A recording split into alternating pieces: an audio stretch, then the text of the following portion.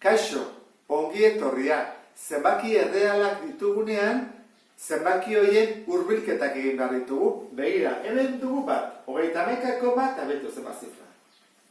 Nula amaitzen da, ez da inoiz amaitzen, infinito daude, ezta? Orduan, zer egin behar dugu? Segun zertarako kalkuluak egitekotak, hurbilketa bat, edo ete, edo biribildu. Horrek esan nahi du, zer egin beharko genuke? Esan behar digute, maila bat, adibidez, eurenetan biribildu, edo eurenetan eten. Hori nola egiten da? Egiten da, eurenetara baldin bada, mantentzen da euren, eta beste guztiak kendu egiten dugu. Badakigu errore egingo dugula. Ez delako esaktua, errori hori ikusiko dugu nola kalkulatzen den. Baina gogoratu dezagun lehenengo, zer den etetea eta biribiltzea. Behar bada, ahaztu zaizulako. Etetea zer da? Egiten duguna da. Adibidez, 10etan, orduan, hartzen dugu, zenbaki hau, ezta? 10etan, horra utziko dugu 10, eta beste guztiak kenduten dugu. Kanpora.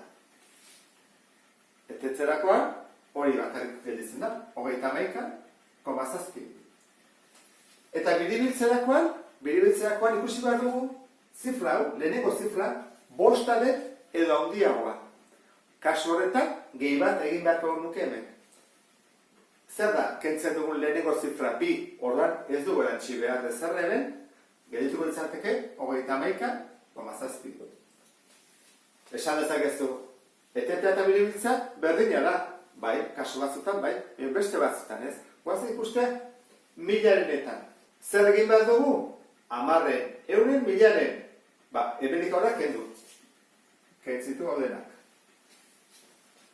Nola gelditzen da etetean? 31,721. Egin dugun ezan da, kendu eta kopiatu gelditzen dena. Hoi da, eten. Eta biribiltzea galdetu egin behar dugu. Kendu duguna 5 edo handiagoa da? Bai, lehenengoa da 6. Horrek esan nahi du, batu behar dugun hemen, gehi bat. Eta geldituko litzaioke 31,722. Goratu zazu, Batzutan desberdina atatzen da, eta beste batzutan berdina. Orduan horren, ikusi dezagun, erroreak nola kalkulatzen dira. Erroreak kalkulatzerakoan 2 motatakoak ikusiko ditugu. Errore absolutua eta errore erlatiboa. Hemen, formulan jartzen du. Balio erreala ken hurbilketaren balioa, baina balio absolutua. Eman behar dugu, zenbaki positibo bat, ez negatiboa. Eta gero, erlatiboa kalkulatzeko, da, kalkulatu dugunean, errore absolutua, zatitzen dugu balore errealekin. Eta hori, 100etara pasa daiteke. Hau oso importantea da. Pentsa dezagun, 8 erroarekin ari gerala, kalkulagailu ematen diogu, eta ematen diogu 2,82, 84, 27, 125, eta infinitoa. Eta kalkulatu nahi dugu errore absolutua eta relatiboa guk egiten badugu hurbilketa bat. Adibidez, hartu beharrean hau, hartzen badugu 2,82. Eten egin dugu.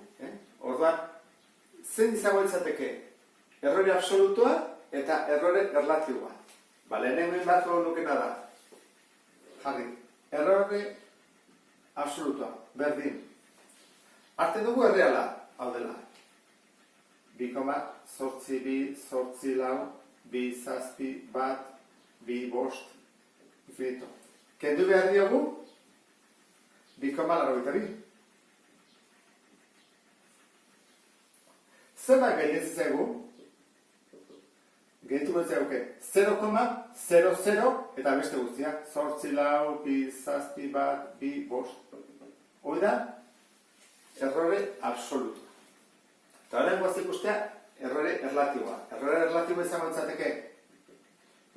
Jartzen dugu goian, errore absolutua, hau da.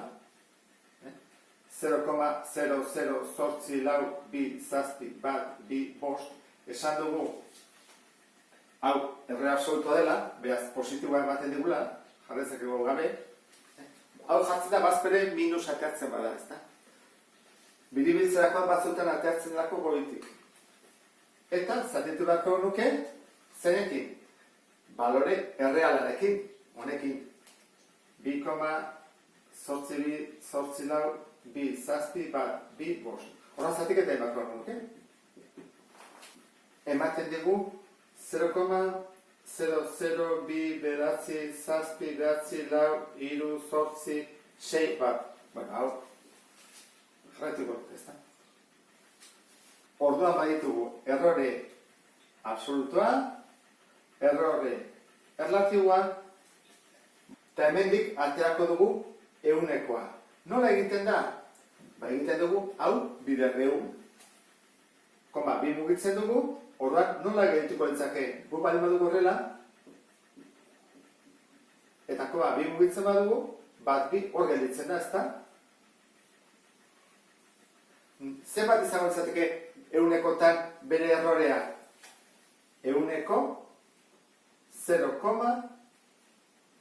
adibidez horla jarko dugu. Ehuneko 0,497.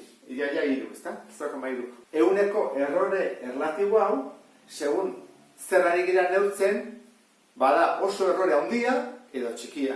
Adibidez, gu badin badugu pixu bat eta ari gira, sagarrak edo naranjak edo pixatzen, hau, konsideratu daiteke errore txikia dela, ezta? 0,2, kiloko oso gramo gutxi dira. Ehuneko 0,2. Baina adibidez, satelite artifiziala batentzako hor dabiltzanak, holako errorearekin, zuzuaz GPS-eakin, eta errorea igual ematen dizkizu 10-15 kilometro, eta hori nahiko okerra da, ezta? Horregatik, erroreaz gain jakin behar dugu zertaz ari giran hitz egiten, eta ikusiko dugu hor, handia den edo txikia den. Hau lertu duzulakoan, beste bat arte, agur?